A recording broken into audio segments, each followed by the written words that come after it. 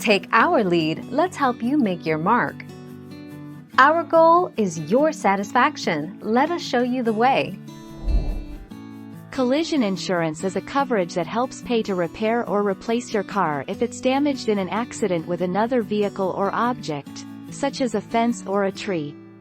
If you're leasing or financing your car, collision coverage is typically required by the lender.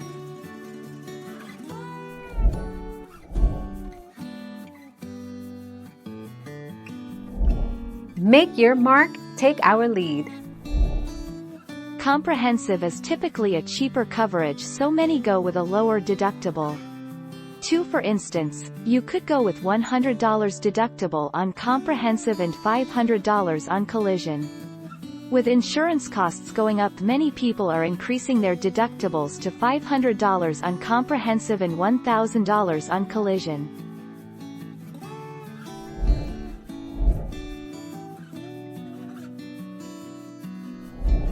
Make your mark, take our lead. Older cars are typically worth less, as their value depreciates over time.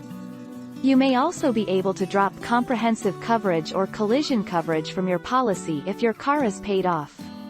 If you drop coverage and your older car is damaged in an accident, however, your policy won't pay for the damage.